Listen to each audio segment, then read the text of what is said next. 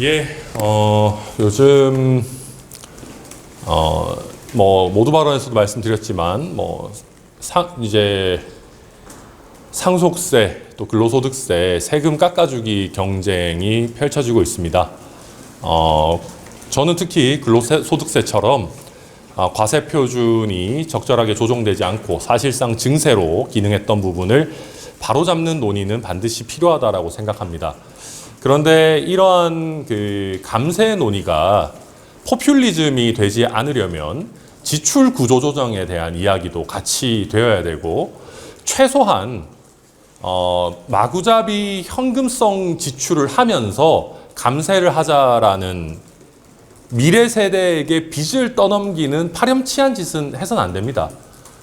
그거는 아무리 선거철에 우리가 일정 부분 인기 영합적으로 간다 하더라도 대한민국의 미래를 팔아넘기는 일입니다. 그래서 그런 부분, 특히 요새 이재명 대표가 연일 우클릭을 한다라고 하면서 정작 계속해서 전 국민 25만 원 지급 같은 소비는 소비대로 하고 감세는 감세대로 하는 더블 포퓰리즘 공약들을 마구잡이로 지금 내놓고 있는데, 이런 부분은 꼭 바로잡아야 된다. 그래서는 안 된다. 감세를 이야기하려면 최소한 정말 허리띠 졸라매는 노력은 있어야 된다라는 점을 오늘 좀 강조를 했습니다. 예, 뭐 질문 있으시면 질문 받겠습니다. 저 질문 있습니다. 네. 아까 이기인 최고위원께서도 언급을 하셨는데, 야당 5당이 이제 최고 원탑회의 이제 출범을 했는데, 이제 개혁신당은 불참 의사를 밝혔다고 하셨고, 이제 거기에 관해서 통합진보당 과거 그 얘기를 언급을 하셨는데, 네. 원탁회의에 개혁신당이 이제 불참하는 사유가 진짜 그건지 우선은 그 원탁회의의 목적 자체가 제가 알기로는 조국혁신당에서 보기에 이재명 대표와 더불어민주당이 너무 우클릭을 한다라고 해서 거기에 대한 문제의식을 가지고 처음에 제안한 것으로 저는 이해하고 있습니다. 많은 언론 보도에서 그렇게 나왔고요. 그런데 저는 아까도 말씀드렸듯이 이재명 대표가 어떤 우클릭하는 정책을 내놓는 것 그 자체에 반대하는 것은 아닙니다. 필요한 우클릭은 해야죠.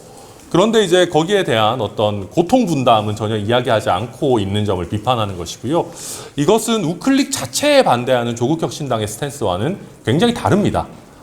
그리고 이것이 마치 이재명 대표와 야권, 이재명 대표를 대선 주자로 인정하는 야권의 대선 연대 비슷하게 해석될 여지가 있기 때문에 저희는 이재명 대표를 위한 대선 연대에는 참여할 생각이 전혀 없습니다. 저희 개혁신당은 당연히 개혁신당 대선을 위한 길을 가야지 이재명 대표의 대선 연대에 참여할 이유가 뭐가 있겠습니까?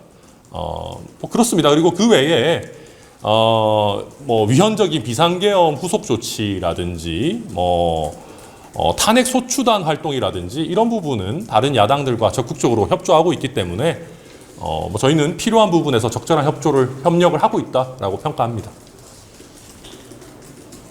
그러면 앞으로도 전혀 참석할 여지가 없다고 보면 되는 거죠? 저는 그 원탁회의라는 형태로 협력을 해야 되는지는 의문입니다. 말씀드렸던 것처럼 탄핵 소추단이랄지 아니면 여러 특검 법안을 포함한 여러 내용에 있어가지고 개별적인 사안에 대해서 협력을 하고 하면 되는 것이고요. 실제 그렇게 하고 있고, 특별히 원탁회의라는 형식을 꼭 취해야 된다거나 저희가 거기에 꼭 참여해야 된다고 생각하지는 않습니다. 특별한 사정이 없으면 저희는 앞으로도 참여 안 할 생각입니다. 저 하나 더 보고 싶은데, 저번에 원내대표님께서 오영희 전체회의였나요? 거기에서 인권위원회 네. 간사 그거 조금 제고해야 된다 그렇게 말씀하셨는데, 그 생각엔 변함없으신지? 네, 이게 목적이 모든 수단을 정당화해 주진 않습니다.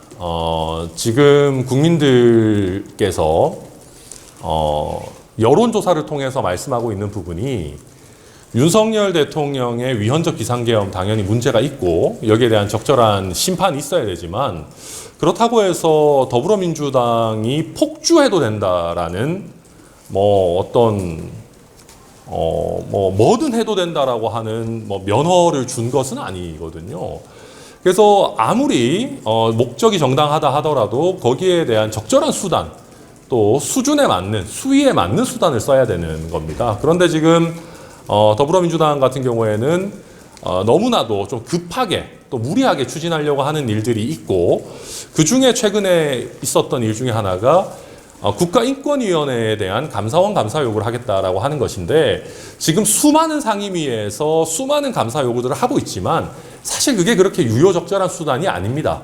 특히나 독립성이 굉장히 강한 인권위에 대해서 국회가 나서가지고 감사원이 감사를 더 적극적으로 해라라고 하는 거는 저는 결코 좋은 선례를 남기는 거라고 생각하지 않습니다. 그래서 저희 개혁신당은 조금은 더 차분하게 국민들께서 여당이 심판받아야 한다 하더라도 야당들이 폭주한다라고 느끼시지는 않도록 저희는 적절한 어떤 균형점을 찾는 그런 정당의 역할을 개혁신당이 하겠다라고 생각하는 것이고요. 그러기 위해서도 저는 원탁회의에 참여해서 모든 것을 같이 하는 것은 오히려 마이너스일 수 있다.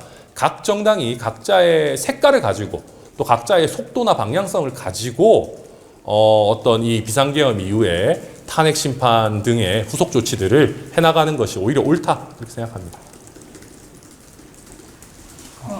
최고위에서도 말씀하는 게 이재명 대표도 페이스북에 올렸다 지우고 그런데 최근에 그 전 당대표님 의혹 제기하고 나서 영향인데 이렇게 해당 같은 걸로 보고 조치하실 계획 같은 거. 네, 이런 부분 뭐 저희가 사실 안타까운 부분이고요. 거듭해서 경고할 수밖에 없습니다. 거듭해서 경고를 할 수밖에 없고, 그리고 오늘 최고위원회를 통해 가지고 저희가 윤리위 구성도 마쳤습니다. 그래서 제가 최고위의 일원이고 지도부로서 이제 윤리위가 독립적으로 심사해야 될 것에 대해 가지고 제가 어떤 뭐 예단을 주는 발언을 할 수는 없습니다만은 어쨌든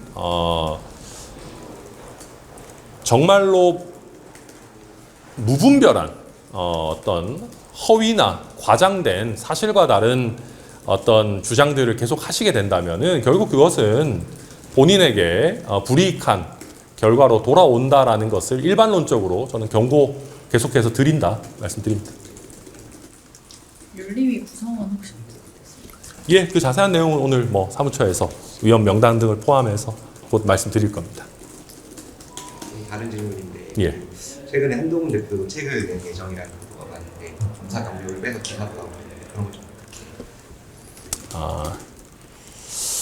글쎄요. 이 검사 경력을 빼셨기 때문에 오히려 한동훈 대표님이 평생 검사를 하셨다는 게 더 많은 국민들께 한 번 더 환기되지 않았나 싶습니다. 저는 그래서 대선 후보라고 한다면은 상당 기간 본인의 여러 행각, 여러 행보가 국민들께 보여지고 평가된 사람이 대선 후보가 되는 것이 훨씬 더 바람직하지 않나 합니다. 아마 우리가 윤석열 대통령 체제를 겪으면서 깜짝 스타가 대통령이 되어서는 안 된다라는 것은 많은 분들이 느끼셨을 겁니다. 그리고 평생 법조인으로 살아온 사람이 정치를 하는 것은 그리 바람직하지 않다라는 것도 많은 국민들께서 느끼셨을 거라고 생각합니다. 그래서 한동훈 대표께서 애써서 본인이 평생 검사로 살아왔다라는 것을 지우려고 한다 하더라도 결국 본인의 정치 경력이 짧고 또 정치의 영역에서 특별한 성과를 낸 적이 없다라고 하는 것을 뭐 가릴 수는 없을 것이다. 저는 뭐 그렇게 말씀드리겠습니다. 네, 예. 한 가지만 더 네네. 드리면 어제 그 100분 토론에서 이재명 대표가 좀 이준석 우리 의원을 겨냥하는 발언들을 많이 했잖아요. 좀 어떤 우중이라고 보시는지 궁금합니다.